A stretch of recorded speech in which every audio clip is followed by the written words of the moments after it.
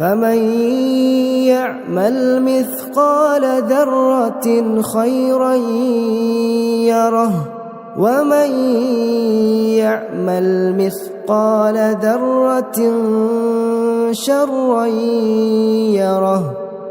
الحمد للہ رب العالمین والصلاة والسلام علی رسولہ الکریم وعلی آلہ واصحابہ اجمعین، اما بعد. عورت کو اللہ تعالیٰ نے ایک بہت اسپیشل کریشن بنایا ہے، بہت ایک خاص تخلیق ہے اللہ سبحانہ تعالیٰ کی، اور اس میں بہت ساری خصوصیات میں سے ایک خصوصیت عورت کی یہ ہے کہ اس کو خوبصورت بنایا گیا ہے، اٹریکٹیو بنایا گیا ہے، خاص طور پہ مردوں کے لیے. اللہ پاک سورہ آل عمران میں کیا فرماتے ہیں؟ زُيِّنَ لِلنَّاسِ حُبُّ الشَّهَوَاتِ، لوگوں کے لیے ان کا جو لو فار دیئر ڈیزائرز اس کو بیوٹیفائی کر دیا گیا ہے، مزین کر دیا گیا ہے. ان کی چاہت جو ہے، ان کے جو ڈیزائرز ہیں، اس کی محبت. سب سے پہلی چیز کیا اللہ تعالیٰ نے ذکر کی؟ زُيِّنَ لِلنَّاسِ حُبُّ الشَّهَوَاتِ مِنَ النِّسَاءِ، عورتیں، اور پھر ہے بیٹے، اور پھر آگے ہے وَالْقَنَاطِيرِ الْمُقَنطَرَةِ مِنَ الذَّهَبِ وَالْفِضَّةِ، اور وہ پھر آیت آگے چلتی ہے. لیکن سب سے پہلی چیز عورتیں. تو یہ ایک نیچرل چیز ہے کہ اللہ سبحانہ تعالیٰ نے عورت میں ایک اٹریکشن ڈالی ہے کہ مرد اس سے اٹریکٹ ہوتے ہیں. اور اسی طرح ہمیں پتہ ہے کہ قرآن میں کتنی آیتیں آتی ہیں، اور اللہ تعالیٰ سورہ ملک میں جیسے فرماتے ہیں کہ الذی خلق الموت والحیات لیبلوکم ایکم احسن عملا. اللہ تعالیٰ نے موت اور زندگی یہ بنائی اس لیے تاکہ تمہیں ٹیسٹ کر لیا جائے تم میں سے بہترین عمل کون کرتا ہے. تو اس لیے ہم سب کو اپنے اپنے لحاظ سے ٹیسٹ دے دیے گئے ہیں، اور عورتوں کے لیے ایک حکم، اس کو ٹیسٹ بول لیں، اس کو آزمائش بول لیں، یا اس کو حکم کے عمل، یا یہ جتنی بھی چیزیں ہمیں اللہ تعالیٰ کے حکم ہیں وہ سارے ہمارے لیے ٹیسٹ ہیں نا، کہ ہم اس پہ کرتے ہیں یا نہیں کرتے. تو ایک بڑا ٹیسٹ عورت کے لیے ہے کہ وہ اپنے آپ کو پردے میں رکھے، اپنے آپ کو ہر کسی کے سامنے ظاہر نہ کرے. سبحان اللہ.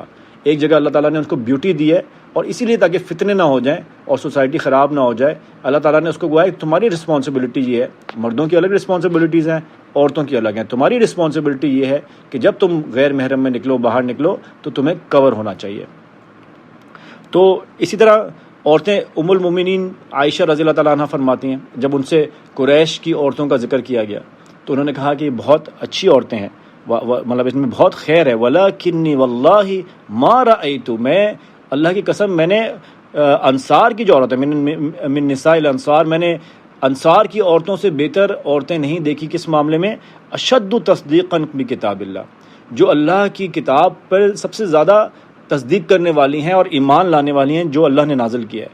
انہوں نے پھر فرمایا کہ جب سورہ نور کی آیت آئی نا، تو ان آدمیوں کو اللہ کے رسول نے جب سورہ نور کی آیت بتائیں، اور حجاب کی جب آیتیں آئیں، اور پردے کی جب آیتیں آئیں، اور انہوں نے جب گھر آئے اور انصار کے جو مرد تھے انہوں نے اپنی خواتین کو، لیڈیز کو بتایا کہ یہ پردے کی آیت آ گئی ہیں. تو عائشہ رضی اللہ تعالیٰ عنہ کہتی ہیں کہ ایک بھی عورت نہیں تھی ان میں سے، کوئی ایک ایسی عورت نہیں تھی جو نہیں گئی ہو اور اس نے انتظام نہ کیا ہو اپنے آپ کو کور کرنے کا. اپنے جو کپڑے نہیں تھے تو دوسرے کپڑے کو پھاڑا اور اپنے آپ کو کور کیا، اس حالت میں کہ جب وہ اگلی صبح نماز کے لیے آئیں، کیونکہ رات کو آیتیں نازل ہوئی تھیں، اس وقت اگلی نماز صبح فجر کی تھی، تو جب وہ صبح کو آئیں تو پوری لپٹی ہوئی تھی، ایسا لگ رہا تھا کہ سروں پر ان کے کوے ہیں، اور ہم لوگ یعنی ان کو پہچانا نہیں گیا کہ کون کون تھی. سبحان اللہ.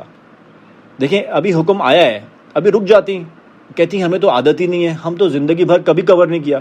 دیکھیں ہمارے محلے، ہمارے معاشرے میں ہم تو دیکھتے ہیں کچھ لوگوں نے کور کیا ہوا ہے، کچھ لوگوں نے کور نہیں کیا ہوا، تو ہم پھر بھی ہمیں تھوڑی سی عادت ہوتی ہے. ادھر تو کور تھا ہی نہیں، ابھی تو پہلی آیت نازل ہوئی ہے کہ کور کرو. تو وہ یہ بول سکتی تھیں ابھی تو ہمیں عادت ہی نہیں ہے، تھوڑا تھوڑا کر کے بتا دیں، ہم تھوڑا دن دیکھیں گے، کریں گے نہیں کریں گے، ایسے کیسے ہمارا فیشن خراب ہو جائے گا، ہم کیسے لوگوں کے سامنے کور ہو کے چلے جائیں. یا وہ بولتی کہ شاید اس میں کوئی مصلحت ہوگی، یہ کسی اور آیت سے پہلے ہم دیکھیں گے، ہو سکتا ہے اس کا مطلب یہ نہ ہو، صبح والی نماز میں چلتے ہیں، رسول اللہ سے پہلے مطلب پوچھیں گے، اس کے بعد ہم کریں گے. نہیں، انہوں نے کون سی آیت کے بارے میں پہ عمل کیا؟ وَمَا كَانَ لِمُؤْمِنٍ وَلَا مُؤْمِنَةٍ، اور یہ زیب نہیں دیتا کسی مومن کو، نہ ہی کسی مومنہ عورت کو، اِذَا قَضَى اللَّهُ وَرَسُولُهُ أَمْرًا، جب اللہ کا حکم آ جائے، رسول کا حکم آ جائے، رسول کی حدیث آ جائے، أَن يَكُونَ لَهُمُ الْخِيَرَةُ مِنْ أَمْرِهِمْ، پھر ان کے پاس اپنے چوائسز میں کوئی ان کے پاس کوئی چوائس ہو اپنے کام کرنے میں. یعنی جب اللہ اور رسول کا حکم پتہ چل جائے تو بس مومنہ اور مومن جو اللہ پہ بلیف ایمان لاتے ہیں، جو آخرت پہ ایمان ہے، جن کو یقین ہے کہ ہمیں اور توقع ہے کہ اللہ ہمیں جنت میں ڈالے گا، ان کا رویہ کیا ہوتا ہے کہ اللہ کا حکم آ گیا، اللہ کے رسول کا حکم آ گیا، بس سمعنا و اطعنا، ہم نے یہ کرنا ہے، نو ifs and no buts. ہاں اگر آپ کو لگتا ہے کہ اس مسئلے میں ہو سکتا ہے کچھ اور مطلب ہو سکتا ہے ہم پہلے سمجھ لیں، تو آپ کے پاس جو حکم آ گیا ہے، آپ کو یہ سمجھ آ گئی، علماء یہ کہہ رہے ہیں، آپ اس پہ عمل شروع کر دیں اور بعد میں پتہ کرتے رہیں۔ تو یہ ہوتے ہیں مومنہ عورتوں کی نشانی کہ وہ اللہ اور اس کے رسول پہ فوراً ان کے حکم پہ عمل کرتی ہیں۔ اور اس کی کئی مثالیں ہیں، جیسے مثال کے طور پہ وہ جو کالی عورت کا واقعہ ہے، ابن عباس رضی اللہ تعالیٰ عنہ نے جب ابن رباحہ کو کہا کہ میں تمہیں جنت کی عورت نہ دکھاؤں، تو انہوں نے کہا بالکل دکھائیں۔ تو ابن عباس رضی اللہ عنہ نے ایک عورت دکھائی جس کا رنگ کالا تھا اور غالباً اس کا قد بھی بڑا تھا۔ انہوں نے بولا کہ یہ عورت نا رسول اللہ صلی اللہ علیہ وسلم کے پاس آئی تھی اور کہتی ہے کہ مجھے دوڑے پڑتے ہیں، مجھے ایپلیپسی ہوتی ہے، مجھے فٹس پڑتے ہیں، مجھے دوڑے پڑتے ہیں، میں کنٹرول میں نہیں رہتی۔ تو آپ اللہ کے لیے مجھے دعا کریں اللہ کو میرے لیے۔ تو رسول اللہ صلی اللہ علیہ وسلم نے ان کو کہا کہ ان شئتی صبرتی ولک الجنہ، اگر تم صبر کر لو گی، اگر تم چاہو تو صبر کر لو، تمہارے لیے جنت ہے اس کے بدلے میں۔ وَإِن شِئْتِ دَعَوْتُ اللَّهَ أَن يُعَافِيكَ، اور اگر تم چاہو تو میں اللہ کی دعا مانگتا ہوں کہ تمہیں عافیت دے دے۔ اچھا، اس کا کنسرن کیا تھا پتہ ہے آپ کو؟ اس کا کنسرن یہ تھا کہ جب مجھے فٹس پڑتے ہیں نا تو مجھے ہوش ہی نہیں ہوتا، میری باڈی میرے کنٹرول میں نہیں ہوتی، اس وقت میرا نا اورا جو ہے، جو میرا پردہ ہے وہ خراب ہو جاتا ہے، ہو سکتا ہے ٹانگ ننگی ہو جاتی ہو سکتا ہے ہاتھ بازو ننگا ہو جاتا ہو، گلا ننگا ہو جاتا ہو، کیونکہ اس وقت جب عورت کو فٹس پڑ رہے ہیں یا دورہ پڑ رہا ہے تو وہ ہل رہی ہے اور وہ قابو میں نہیں ہے، تو ظاہری بات ہے کپڑا جو ہے ادھر سے ادھر ہو جاتا ہے۔ اس کی پریشانی یہ تھی کہ میرا سطر جو ہے، جو میرے کور کرنے والی جگہ ہے، وہ انکور نہ ہو جائے۔ تو اس نے کیا جواب دیا اللہ کے رسول صلی اللہ علیہ وسلم کو؟ اس نے کہا کہ میں صبر کروں گی، لیکن آپ اللہ سے یہ دعا کر لیں کہ جب مجھے دورہ پڑے تو میں انکور نہ ہوں، میرا جسم کا کوئی حصہ نظر نہ آئے۔ سبحان اللہ، دیکھیں کیا ایمان ہے اور کیا امپورٹنس ہے، کیا اہمیت ہے اس پردے کی۔ اور اللہ کے رسول کی جو صحابیات تھیں، جو وہاں کی عورتیں تھیں، انہوں نے کیسے سمجھا اس کو کہ اس کے اوپر تو کوئی مکلف ہے ہی نہیں نا یہ۔ یعنی آپ سوچیں اگر آپ کو دورہ پڑتا ہے، اللہ نہ کرے، اللہ تعالیٰ ہم سب کو بچا کے رکھے، تو آپ سے کیا یہ سوال ہوگا کہ تمہیں دورہ پڑا تھا، تم نے کیوں ابایا اتارا، تمہارا ابایا اترا کیوں، لوگوں نے کیسے تمہاری ٹانگ دیکھ لی، تمہارا کیسے ہاتھ دیکھ لیا؟ نہیں، کیونکہ آپ کو تو دورہ پڑ رہا ہے، آپ کے کنٹرول میں ہی نہیں ہے۔ آپ کو دورہ پڑ جائے، آپ کے پورے کپڑے یعنی پورا ابایا بھی اتر جائے، تو بھی آپ سے اللہ تعالیٰ تو کوئی سوال نہیں کرے گا نا، کیونکہ آپ کی تو مجبوری ہے، آپ بیمار ہیں۔ لیکن سبحان اللہ، اتنا خیال تھا ان کو کہ ہماری بیماری میں بھی ہمارے کوئی چیز نظر نہ آئے۔ تو ہماری ان بہنوں کو چاہیے نا کہ ذرا سوچیں کہ اتنا جب اہمیت ہے، اللہ کے رسول کے زمانے میں اتنا ہوا، اور جو نہیں کرتے، جو کور نہیں کرتے، ان کے بارے میں کتنی سخت وعید ہے، یہ کبیرہ گناہ ہے، اللہ تعالیٰ اس کو سخت ناپسند کرتا ہے، اللہ تعالیٰ سے قرب حاصل نہیں ہوگا، آپ اللہ تعالیٰ کے قریب نہیں بلکہ دور ہو جائیں گے یہ کرنے سے۔ تو سوچیں ہم اپنے کبھی پانچے اوپر ہوتے ہیں، کبھی ہمارے ہاتھ ننگے ہوتے ہیں، کبھی ایسے سلیو لیس ہوتے ہیں، کبھی ہمارے ایسے کپڑے ہوتے ہیں جو بہت باریک ہوتے ہیں، تو ہم کیا جواب دیں گے اللہ تعالیٰ کو؟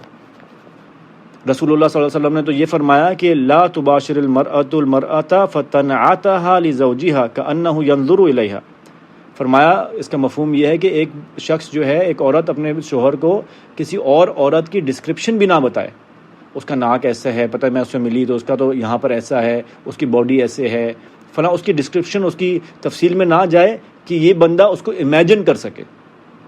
تو ایک عورت کو تو یہ بھی نہیں چاہیے کہ وہ کسی مرد کو کسی اور عورت کی ڈسکرپشن بتائے، رسول اللہ نے منع کیا کہ وہ اس کو امیجن کر سکے۔ تو سامنے آ کے کھڑے ہو جانا اور پھر گھومنا پھرنا اور پھر اس کے ساتھ اس کو پورا دیکھ لینا، یعنی سامنے ہی، اور اس میں عبایا نہ ہو، کور نہ ہو، تو پھر اس کا کیا انجام ہوگا آپ خود سوچیں۔ اب کوئی یہ اگر پوچھے کہ دیکھیں جو لوگ کور نہیں کرتے ان کا ایک ایکسکیوز یہ ہوتا ہے کہ نہیں ہم کور اس لیے نہیں کرتے کیونکہ ہم تو کسی اور کے لیے خوبصورت نہیں بنتے، ہم تو اپنے لیے، اپنی چاہت کے لیے بنتے ہیں۔ کافی دفعہ نا آپ کو یہ بھی ایک شیطان وسوسہ ڈالتا ہے کہ ہم کسی کو دکھانے کے لیے تھوڑی کر رہے ہیں، ہمیں خود اپنا آپ کو صحیح لگتا ہے، ہم کسی کے فتنہ نہیں ڈالتے، ہم فتنے میں نہیں ڈالتے، ہمارا دل نہیں کہ کوئی ہمارے طرف اٹریکٹ ہو، تو اس لیے ہم اس ذہن سے جاتے ہی نہیں ہیں۔